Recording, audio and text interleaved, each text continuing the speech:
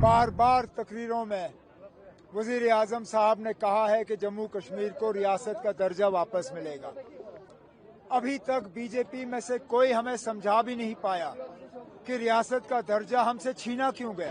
हम supreme court का दरवाजा खटखटाएंगे। जिस तरह ये इलेक्शन सुप्रीम कोर्ट के फैसले के तहत हिंदुस्तान को मानना ही पड़ा, हिंदुस्तान की हुकूमत को, उसी तरह सुप्रीम कोर्ट, मुझे पूरा भरोसा है कि हमारा स्टेटहुड भी वहां से रिस्टोर होगा। कितनी कुर्बानी देनी होगी उसके खानदान को वजीर आजम साहब को साबित करने के लिए कि हम लोग जो हैं आईन के खिलाफ नहीं हैं।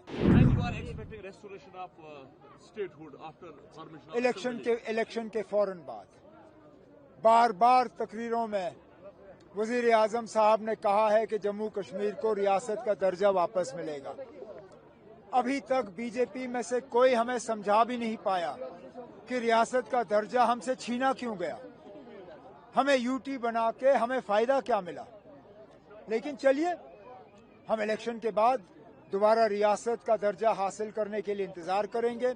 अगर खुदा ना खास्ता इसमें कोई चूक हुई या देरी हुई, एक तो कांग्रेस के तरफ से तो ये उन्होंने अश्योर किया है कि बाकी मुल्क पे इस चीज़ पे एहतजाज होगा, लेकिन हम इंतजार नहीं करेंगे।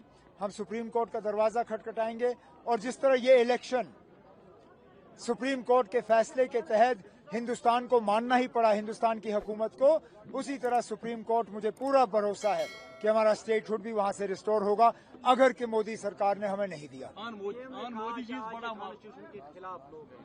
रैली में कहा कि एनसी कांग्रेस जो है ये एनिमीज है कॉन्स्टिट्यूशन के। और अब कितनी बार हम हल्फ उठाएं, कितने ओथ लें, कितने साथियों को हम कुर्बान होते देखें, क्योंकि हमने मुल्क के आईन के खिलाफ बात नहीं की।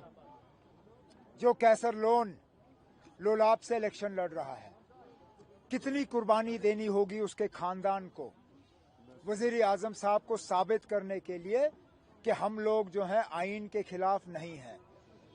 ये लोग, और अगर हम आईन के खिलाफ हैं तो मुझे बताइए ना, जब इनको हमारी जरूरत पड़ी थी वाजपेयी साहब के दौर में, तब हमारी जरूरत क्यों ली?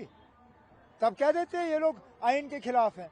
उस वक्त मुझे मंत्री बनाया, उस वक्त मुझे फॉरेन मिनिस्टर बनाया। अगर मैं इस आईन के खिलाफ हूं तो फिर वाजपेयी साहब ने मुल्क को धोखा दिया ना। मोदी साहब बताएं क्यों?